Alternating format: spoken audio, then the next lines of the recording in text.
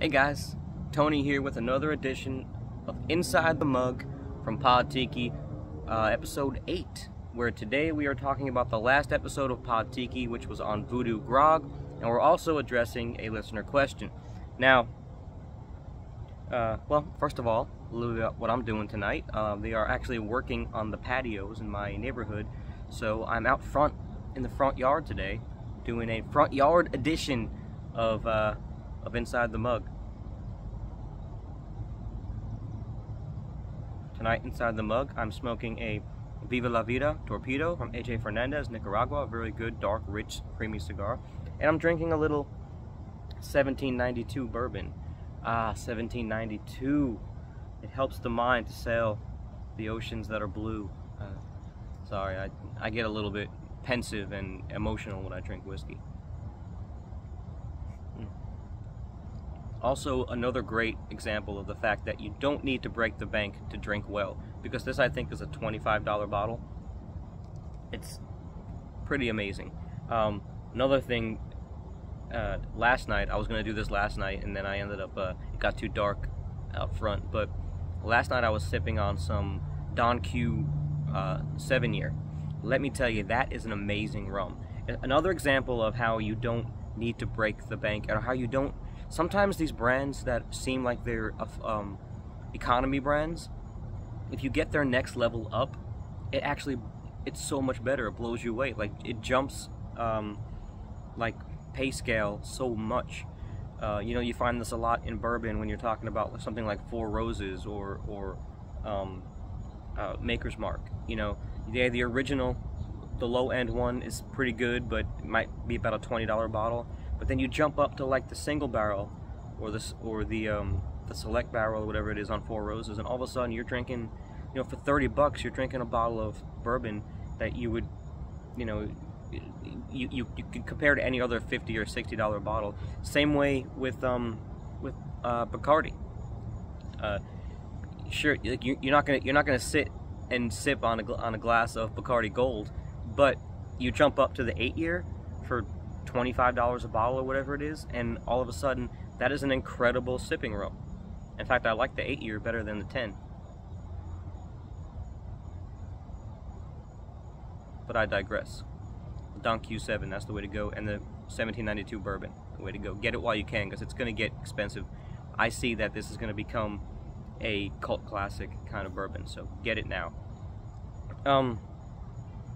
Voodoo Grog. It's not very often that I go back on the opinion I had in the podcast. Especially when I say I like a drink a lot or I don't like a drink a lot. I think probably so far the one that comes to mind would be the El Presidente. I didn't really care for it in the podcast. Since then, I've come to find that using really top shelf ingredients makes me like it a lot more, excuse me. Still, I don't really feel like I flipped on that though, because it's still not my favorite drink. Rum and vermouth and orange curacao is, it's just not my palate, not my flavor profile. Doesn't do it for me. And the Voodoo Grog is kind of like that, where I mentioned in the episode about how I liked it and I didn't know why. And I think the reason I didn't know why is because maybe I didn't really like it as much as I thought I did, because it definitely has a flavor profile that fits in with a lot of other drinks that I do like, which is why I think I liked it. You know, the lime and grapefruit and pimento dram, it fits in with, maybe it should have been in my 5 Fall Jamaicans episode I did last year about the Jamaican drinks, where we covered the 2070 Swizzle and the Ancient Mariner and all that kind of stuff. Pompanito, Piñata, Montego Bay. All of those drinks use a Jamaican rum with a pimento and either a lime and grapefruit or lime or lemon and grapefruit mixture. The reason I didn't put the Voodoo Grog in there is because it doesn't use Jamaican rum. But it falls in that same kind of flavor category for me, with the pimento dram taking full flavor, full dominance. The egg white, which I usually like in cocktails, was a bit overpowering in this one. It was too much. Like, if there was a way to cut, like in the future, I would probably cut the egg white to like a ½ ounce instead of a whole egg white. It seemed like it dried the drink out rather than made it creamy. The pimento dram made it creamy, and with the egg white, it wasn't bad. It was a little bit overpowering, and I wish I would have put that in the episode. See, the problem is a little bit inside the mug here.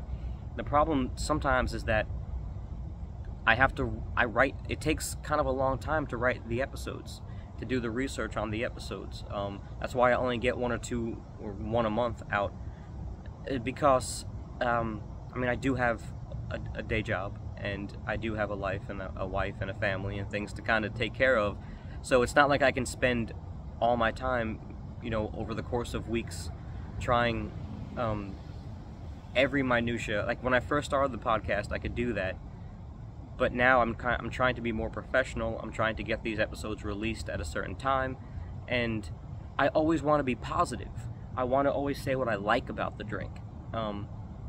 But here, inside the mug, that's kind of what this series is about, is kind of giving you a little bit behind the scenes. And behind the scenes, what made that drink, again, I stick to my guns that I like it, but I don't know why, because what made that drink good is also what made me not like it. It's out of balance, and the disparity in balance made it live up to its namesake of being voodoo grog. It's very magical. It doesn't taste like it should go together, but it does. But it also is too out of balance to be like a really great, I'm gonna go to this all the time cocktail. Especially if you're mixing a tiki drink, which takes like 5 or 6 ingredients, and you're gonna take the time to do that, make something that you really like. And I definitely feel like in that flavor profile, the Ancient Mariner is a way better drink.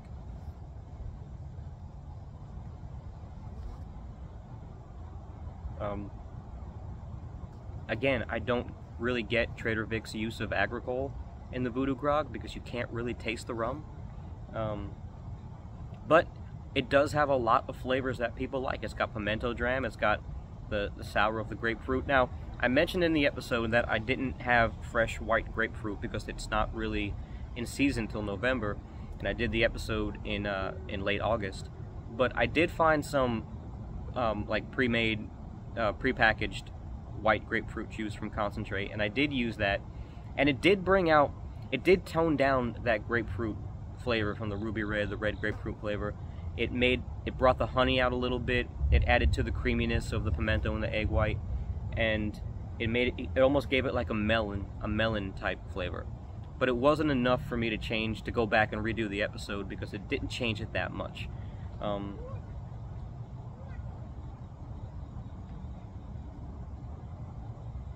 feel like you're getting the behind the scenes here, right? You're getting the inside the mug, because I did like the drink, but in the podcast, I probably, if I was really being honest, I probably would have been less positive about it.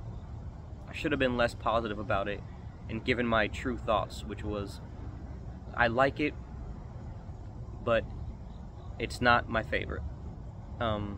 Because there's other drinks in that category that fit that profile better, namely the Ancient Mariner, like I said. But it's not a bad drink by any means. By any means. It's a good drink. Try it. It might be perfect for you, if maybe you don't like other ones. It just seems like I prefer my drinks a little bit more balanced, and that one was, in those ingredients, was not very balanced. Now, there are episodes like the Planter's Punch, where I tried the traditional recipe and I went with the IBA recipe because it was more balanced, and it was a non-traditional, more modern take on it. But after I did that episode, I realized that I kind of want to go more traditional and judge the drinks on the way that they were supposed to be made. If I want to just mix every drink to the way I like it, I can do that, but then they're all going to taste the same because I know what I like, and there's no reason to try new drinks. So it kind of ends up being like the Taco Bell reference I always make, right? It's like the same 5 ingredients in different shapes. But why get that? Why change the shapes if they're all taste the same? And like I've said for the 3rd time now, the Ancient Mariner is a way better balanced concept of that flavor profile than the Voodoo Grog, I think. But the Voodoo Grog has a place, because it is different enough to be its own drink. It's out of balance, but on purpose, and the frothy egg white and everything, it really does stand out. And I don't dislike it, it's just not my favorite. And that's all I gotta say about that. So, one of the things that I reached out on Instagram on, which, by the way, if you don't follow me on social media, Instagram is where I do most of my posting, and I try to post, you know, maybe not once a day, but I try to post once a day, at least a few times a week. And I know that's once a day to a few times a week, but I try. It falls between there somewhere. And I'm sorry, I never know where to look on this thing. It's weird because I want to look here, but my camera's down there. The technology still got me. But I posted a question about. Well, I posted, ask me a question. The question I got in was from Yo Adrian on Instagram, and this person asked me. Actually, I'm sorry, I can't tell by the profile picture if it's a man or a woman. I'm sorry. But this person asked me what my favorite tiki bar was, in my opinion. And I want to preface this by saying I have not been to some major tiki bars. Even though I've been into tropical and tiki for most of my life, I mean decades now, growing up going to the Polynesian down in Orlando, Florida, and all that. I mean, growing up on the beach and having that environment around me all the time. My real foray into tiki, like, earnestly, came during COVID, which means that, like, there wasn't a lot of travel that I can do, and even though I've been around the Caribbean a bunch, it wasn't really tiki, like, inspired, you know, only for tiki. Those were my writing travels that I did just to kind of get a little bit more worldly. But and then of course I got married and all that stuff, so travel hasn't gotten back up to where I like it to be yet. But so I haven't been to Smuggler's Cove, I haven't been to Three Dots and a Dash. But from my experience, I'll give you what I've come to learn. I'm going to start out with a couple of honorable mentions first.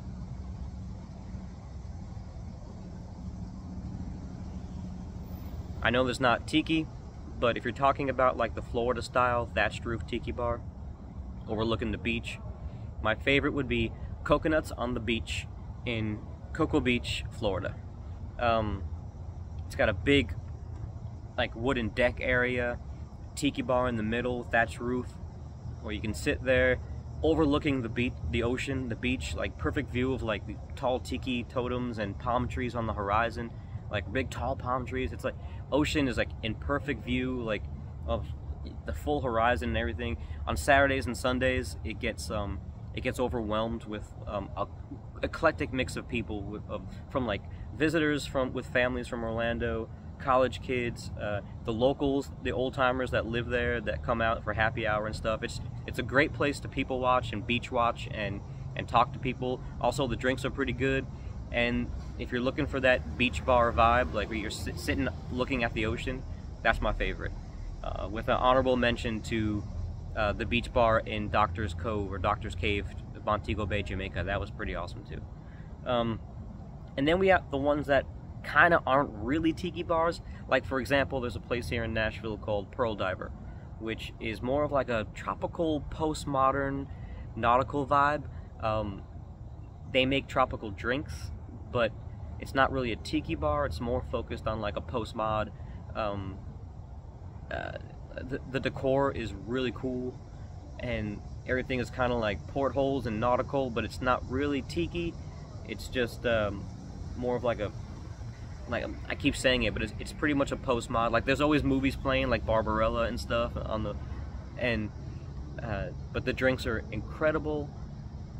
The other place would be there's a place, another place in town called Bar Sovereign, and Bar Sovereign is not a tiki bar, but it follows the same ideas of decorating for tiki, whereas it's a very eclectic mix of things.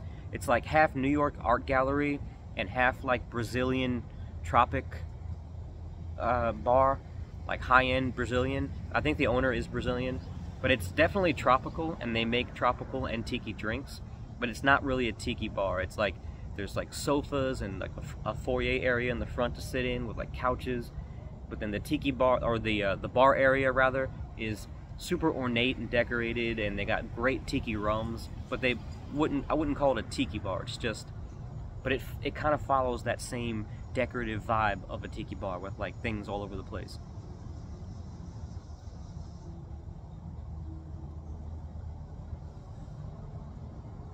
But tiki bars, all right. A tiki bar has to have good drinks, right? And the best drinks, the best tiki drinks I've had at a bar was Suffering Bastard. The name of the bar is the Suffering Bastard in Sanford, Florida. Now this is a little hole-in-the-wall spot. It's actually inside another bar. It's inside a brewery, and you kind of got to find it.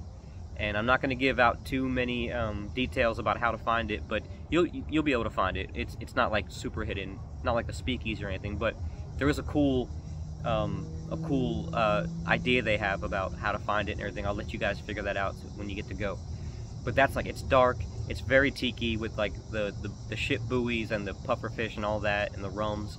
The decor is awesome. It's super tiki inside, with the decor dark and mysterious and bamboo and little booths, and or the bar area is like kind of low ceiling, and it's really cool.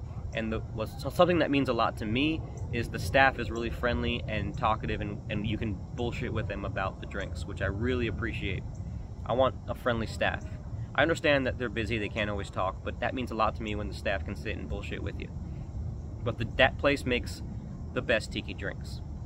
And then we have probably the next two. Well, I put that one in my third place, right? And then the next two, Tiki and Niki on Kauai in Hawaii. I'm not sure the name of the town that it's in. It's in between Lihue and Hanalei. We found it on the way to Hanalei Bay. This is a true tiki bar inside. Again, with the ship buoys and the puffer fish. They got a lava rock wall. Everything is really cool.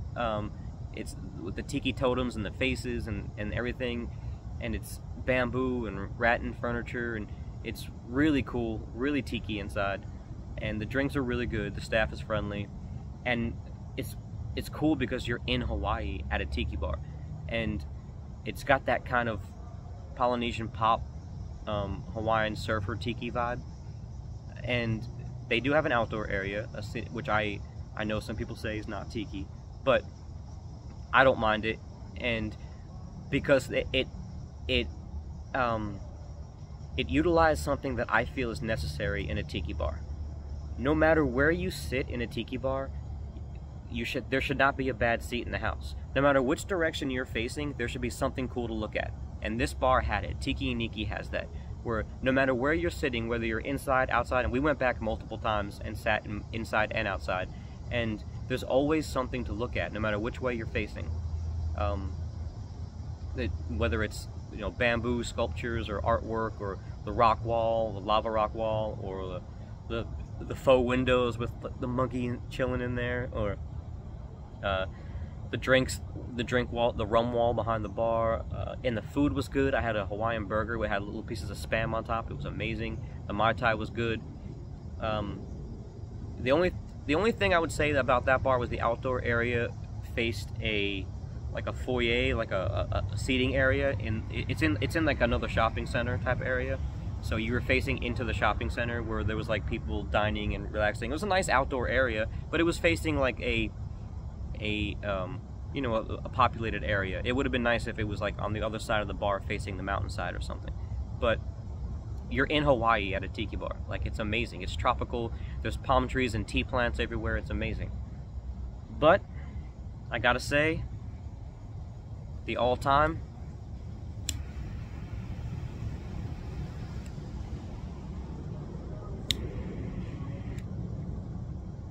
keep you waiting a little bit, right? The all-time, and I've only been to the one in Atlanta, but I would say the Trader Vic's. You want to talk about OG, classic, exactly the way Tiki's supposed to be. This guy built the way we think of tiki bars. And again, no matter where you are, there's something to look at. Even on the ceiling, there's like bamboo and the trusses of wood and all that stuff. The drinks were amazing. The staff was cool. I sat and picked his brain for an hour. The bar was cool. The dining room was cool. there's not an outdoor area, but there's like this glass wall facing an atrium, which is but there's still dark, mysterious areas in there. Everything was bamboo and really Polynesian, really like transports you to a different place. And I mean, you actually, you're downtown Atlanta.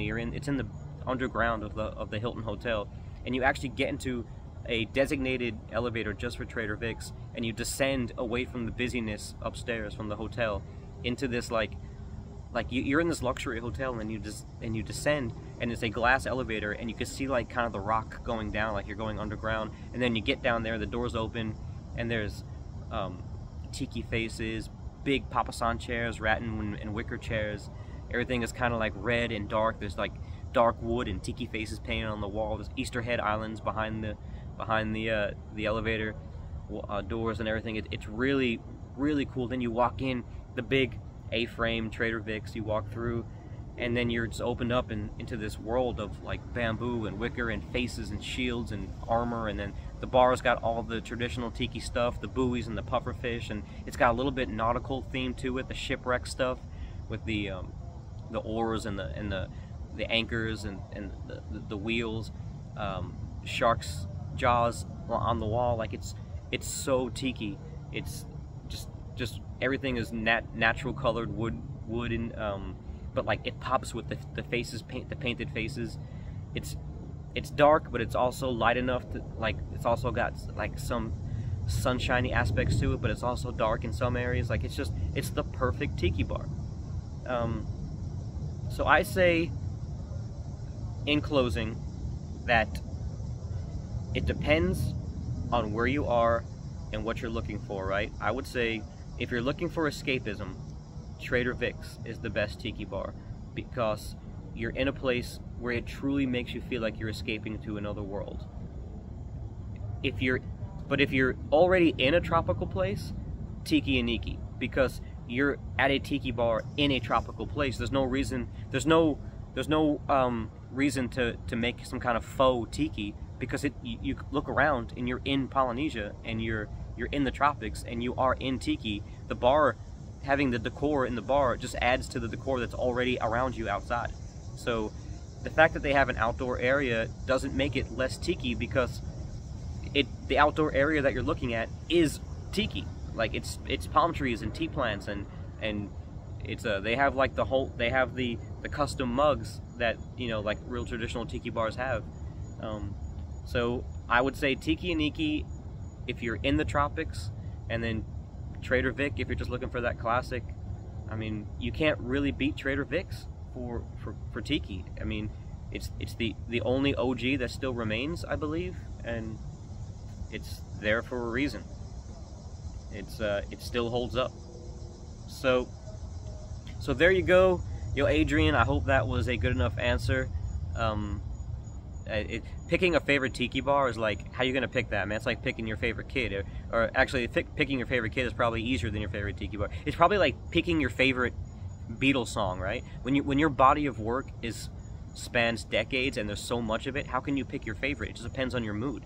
But the fact that I was able to narrow it down to 2, and I've been to a bunch of other ones. I've been to some weird ones here and there. You know, there's a tiki bar in Minnesota, and that was pretty cool. In the middle of winter, that was an odd experience, going to a tiki bar in Minnesota in the middle of winter. But I do feel like Tiki and Niki and Trader Vic's in Atlanta so far are my 2 favorites.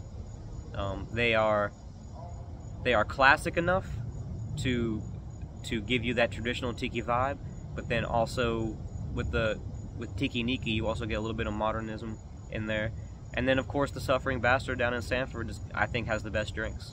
And of course, that's not to say that there aren't great ones out there. My local tiki bar here in Nashville is Chopper, and that's a great tiki bar. But I don't think any place else holds a candle to the Trader Vic's. So there you go. Getting a little bit long here for this one, so I guess I'll see you guys next time. And actually, I do know what the next episode of Pod Tiki is going to be. It's going to be on something else. We're going back to Jamaica, but we're not doing dark rums this time. We're doing a classic highball from Jamaica, and if you guys haven't guessed it yet, you'll have to wait and see. And I'll see you on the next time. Make sure you check out podtiki.com. Make sure you check out Pod Tiki Podcast on Spotify, iTunes, Google Podcasts, iHeartRadio.